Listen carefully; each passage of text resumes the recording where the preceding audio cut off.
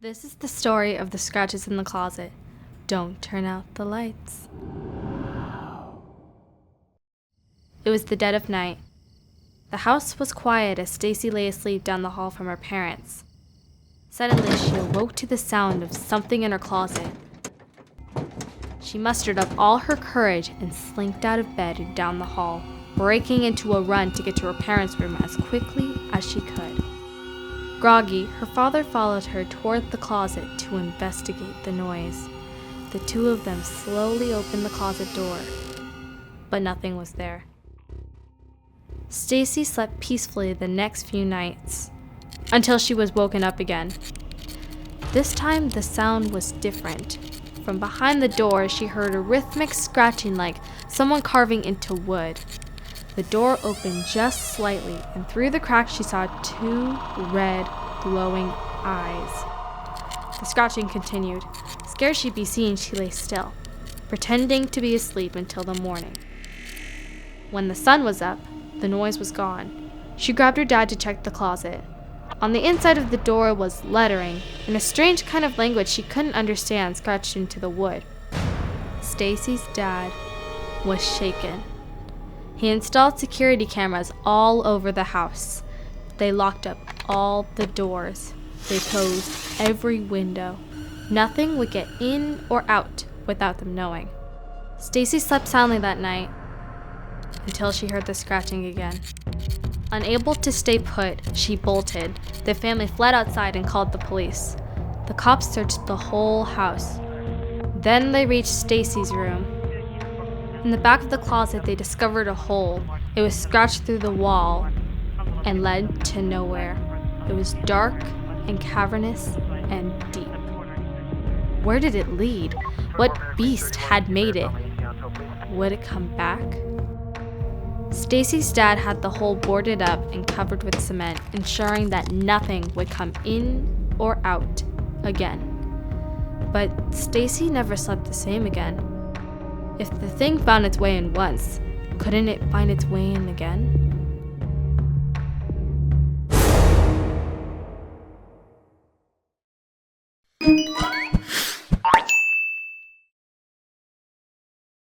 Hi, I'm Faith. This is the story of the wandering woman. Don't turn out the lights.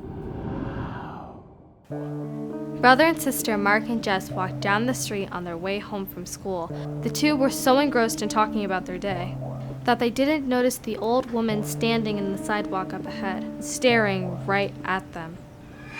"Hello," she said, startling them. "I don't mean to alarm you," she went on. "I'm simply looking for the library. I need to return my book and I can't seem to find where to go." Something about the woman made the hair stand up on the back of their necks. She was quiet and small. She wasn't scary, but something wasn't right. "The library's back the way you came, just down the road, around the corner and to the right." "Darn it," she said, frustrated. She'd have to go back the way she came. As she got upset, Marc and Jess felt the air around them grow colder. Jess offered to help.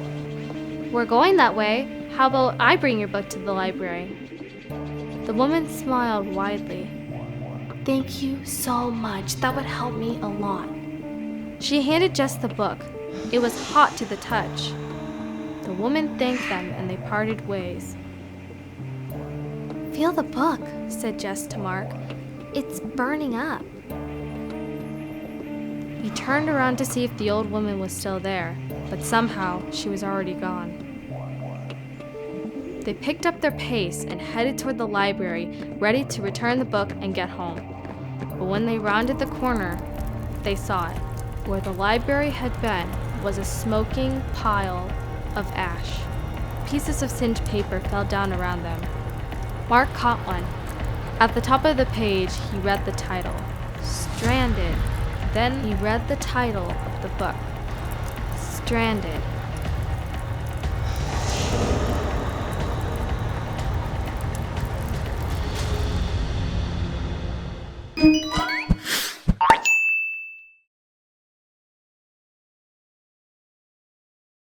This is the story of the creepy cat.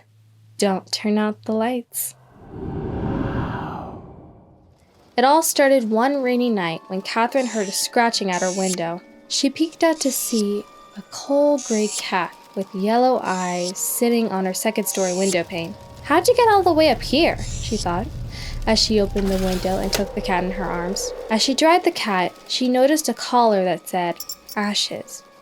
"Ashes? Where's your owner?" Katherine asked.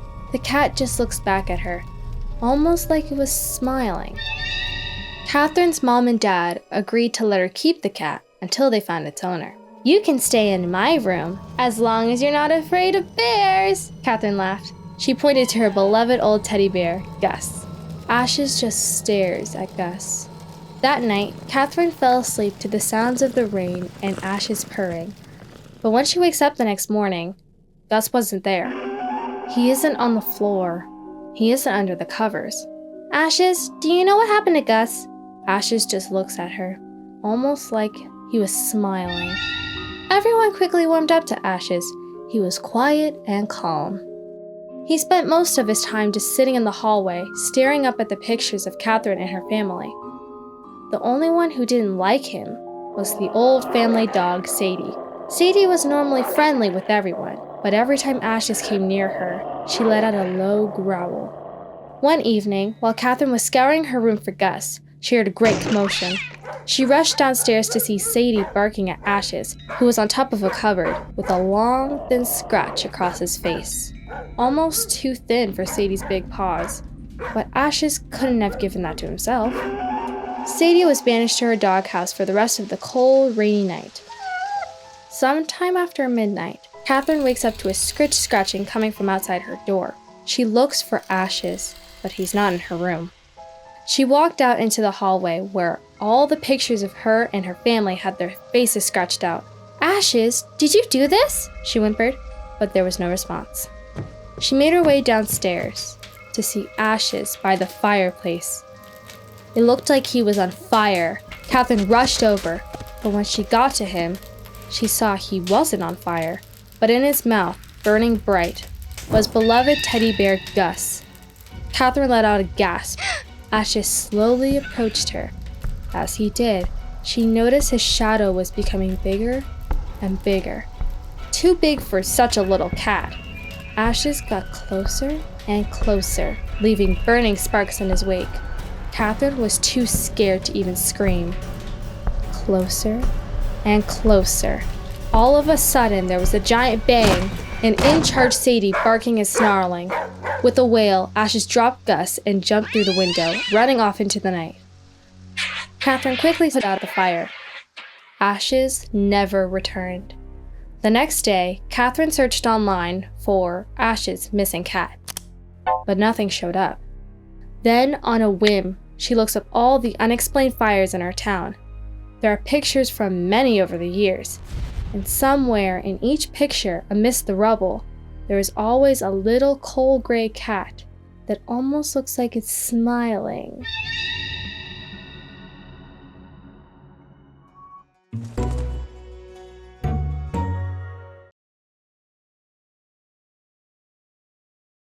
This is the story of the fun house.